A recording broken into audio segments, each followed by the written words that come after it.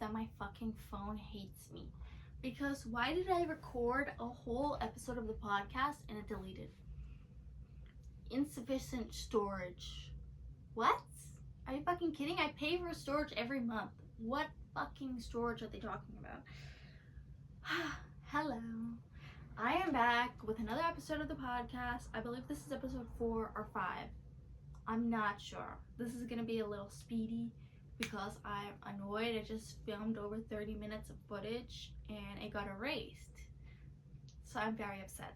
But I'm kind of annoyed also because I always say I'm gonna post on Sunday and then I get lazy and I'm like, I'm gonna post on Monday instead. And it's like, come on, girl. And also my microphone died right in the middle of filming. I didn't know I had to charge it, so I guess that's my bad.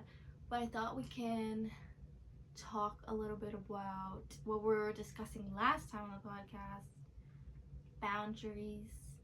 And I really wanted to get into healthcare and just my journey with healthcare because I find my journey, it doesn't really relate to a lot of my peers. So maybe I can like open somebody's eyes who's watching that this is the reality of like everyday people and like what we go through in regards to healthcare. And just also about what I've been seeing on social media, and I kind of want to touch on like the difference between being an artist and being a celebrity and why we should differentiate the two and not blur the lines, because I've been seeing a lot of stuff and it's kind of like horrifying to me. But what was I talking about last time with boundaries? I believe I was saying how sometimes I like blur the lines between my friendships and relationships. And like, moral of the story is I really just had to stop giving people so much access to me and my time and my energy, because I found that I was connecting with people on such a deep level. And like I said last episode, I have been connecting with people so deeply and so quickly, and I used to love that. And I used to be like, oh my god, like this person is like my sister, my brother, and like they're like my family and I love them. But all of those relationships would crash and burn after like a couple of months or maybe a couple of years. It wouldn't have that longevity. And I was like, what's going on here? And like all of these patterns that I was making and all of these reoccurring instances and scenarios that were happening to me, I wasn't understanding or seeing it. I was like, what's happening? What's going on? And then I had to step out of myself essentially and be like, hey, this is where you're going wrong. And this is why like everything that you're doing is not working out because of this, and that. And I am not a person that is quiet. I'm not quiet. I advocate for myself. I advocate for others on a daily basis. I don't stay quiet. If I see something, I say something. But in my relationships, I was making myself small and not advocating for myself and giving people all of this access to me while I had so much going on. And you know, some people be like, oh, well, you always have so much going on. Yeah, it's called life, and I don't have an easy one. So yeah, I have a bunch of stuff going on, and sometimes I can't talk all day every day, and I can't do certain things because I have so many obligations and responsibilities that are surrounding me. And I had to really communicate that and bring all of the thoughts that I was having to fruition and be like, hey, this is what I need out of this friendship.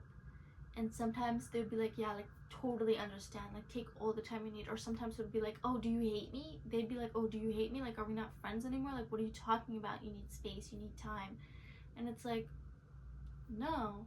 And if anyone is in these very tumultuous friendships and they don't know how to properly advocate for themselves, or maybe they're like scared that if they do advocate and set boundaries, they'll lose this person. If you lose this person because you're setting boundaries for yourself in your health, in your mental health, then that person wasn't meant to be in your life. that's just point blank period. They weren't supposed to be in your life if they can't respect you and what's going on in your life. And it's hard because so many, like everyone I have ever met in my life or been very close friends with, or just like even acquaintances with, I've learned so much, and I love everyone that I've ever come into contact with. And it sucks when friendships end and you're like, damn, what could I have done differently? And I'm not talking about anything that I did in my teen years, because oh my god, I was a fucking mess in my teenage years. We're talking about early adulthood, because now I understand what it is to be in a relationship and advocate and communicate for myself. Back then, oh my god, I didn't know what the fuck that was. Nobody taught me that. Nobody taught me anything like that. So let's just say it was a mess in my teen years, and I had to grow, and I had to have these experiences. Although painful, I had to have them in order to learn what I want. And I always say, if you're not learning something from someone, or they're not making you a better person, or you're not changing or growing like a flower grows up, if you're not growing up and you're just like stagnant right here, or you're like wiltering away, someone is draining your energy, and you really have to just get out of that and like get out of yourself and like look at it from a third perspective, kind of. Oh my god, it's starting to rain. Well, maybe that could be like our ambiance. It's raining. It's raining. If it's raining where you live, put on this and listen in the background.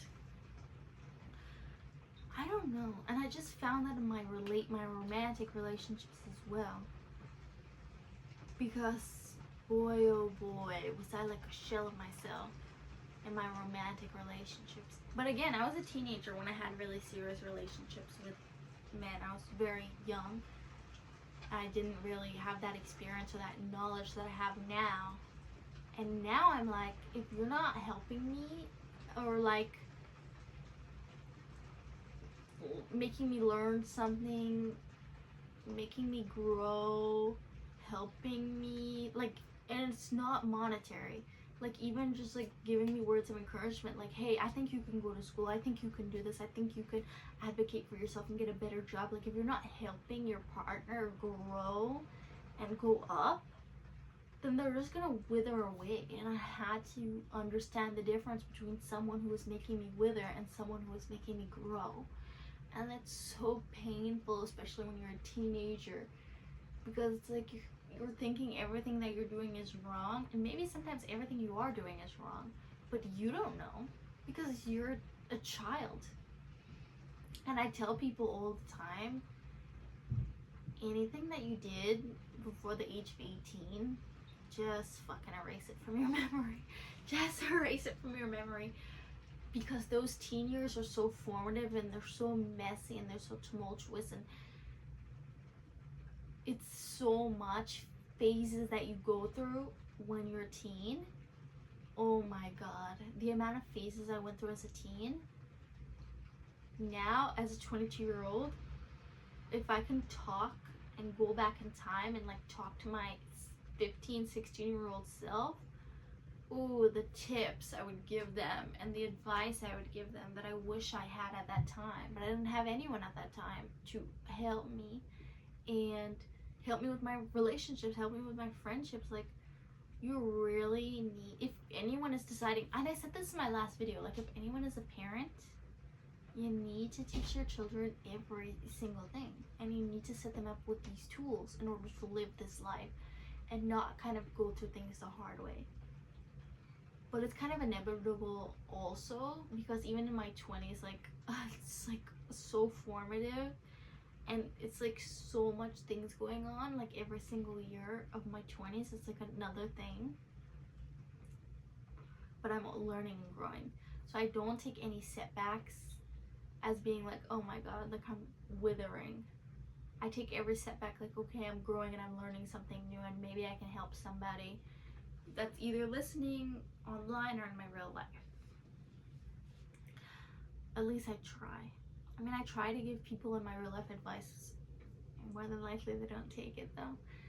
And I'm not saying I'm like this perfect person, because I'm not. I'm so flawed. And there's so much things I can work on. So many things. But I think because I've experienced so much like trauma and grief, and I've kind of learned how to deal with it now, because back then I didn't know how to deal with it, but now I know how to kind of like navigate it and deal with it. It's taught me so much, and I realized that like you really don't know the last time you're gonna either see a person or be with someone, and you don't know the last time someone is gonna see you or be with you, and you wouldn't want anything to ever be unsaid or undiscussed. So just say it. No matter if you're like scared or anything like that, just say it in a respectful way.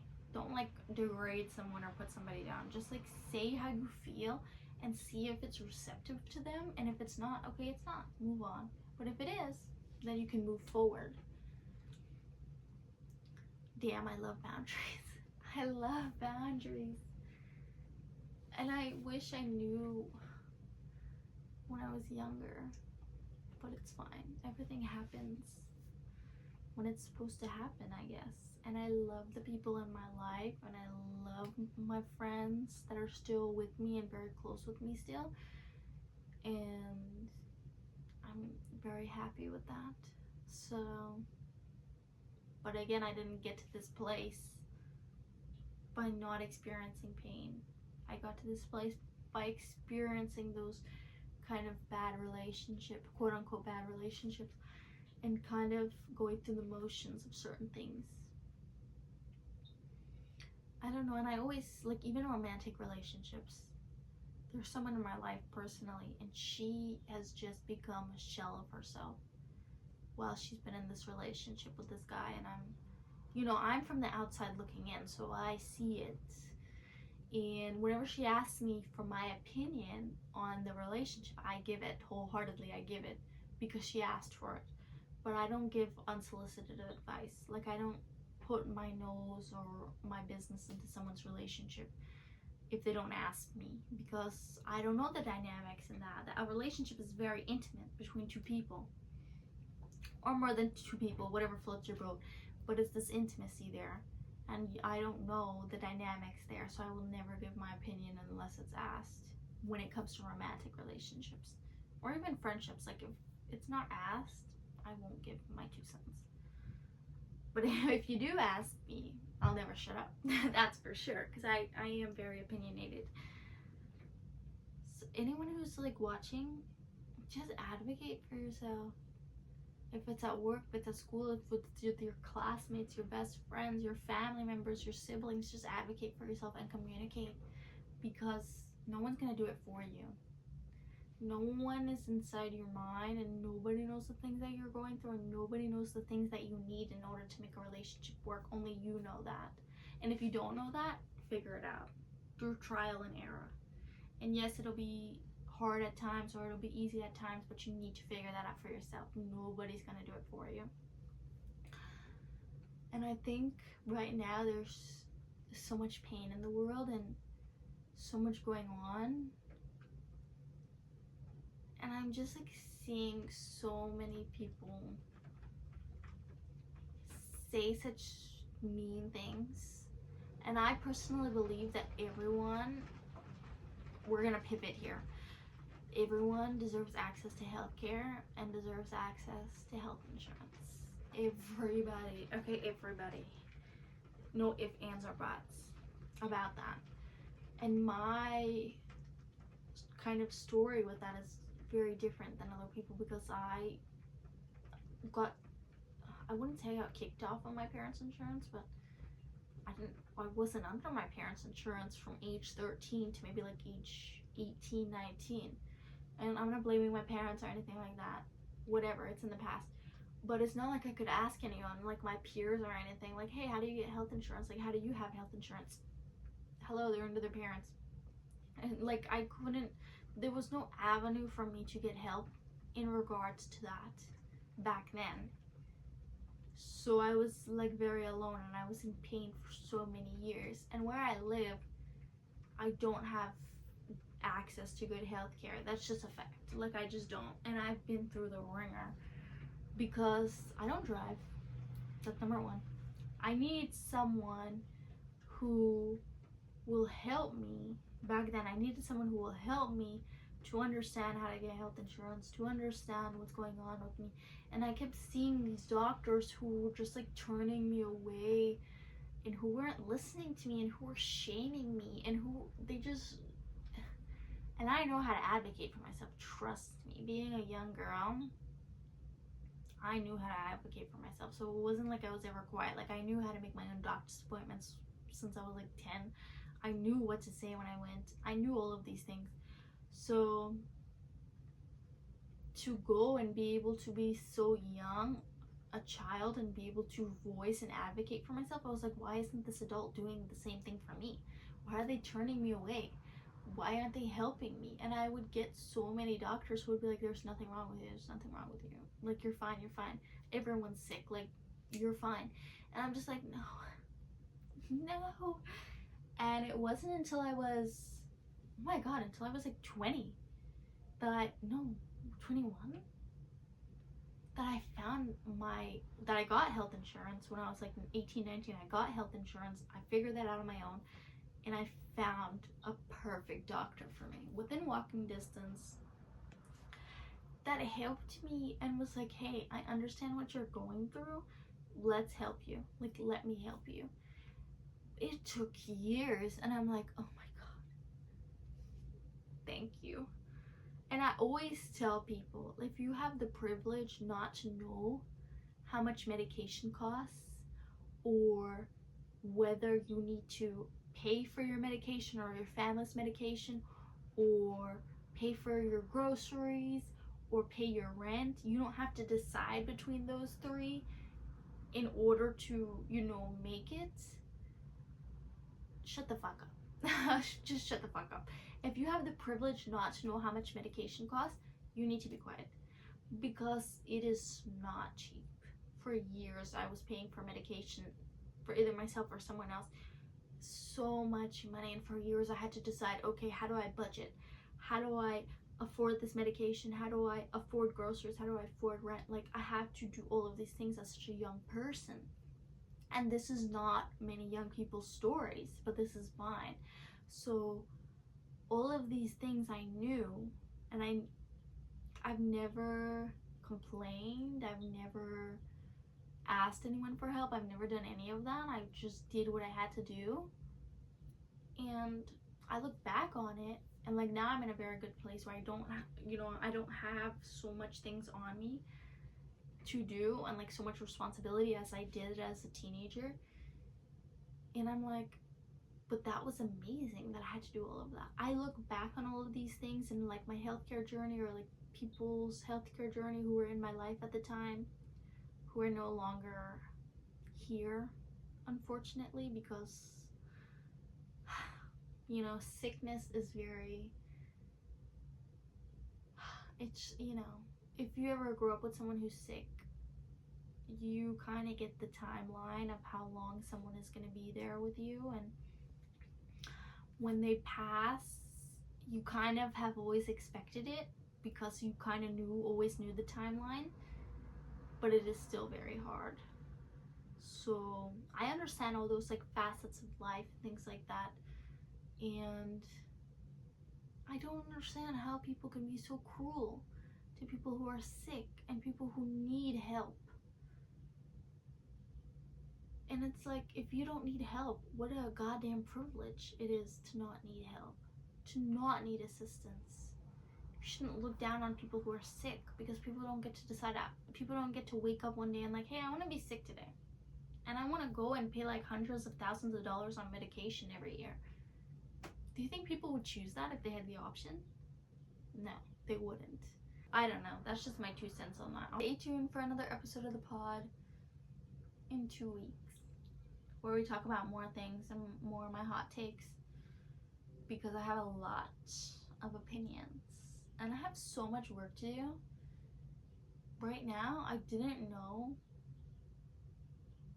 about going into university and like all of these things, that I would have so much work that I have to do before I start. And like every store is like back to school, back to school, back to school sale. What? It's July, people. Not back to school. No back to school.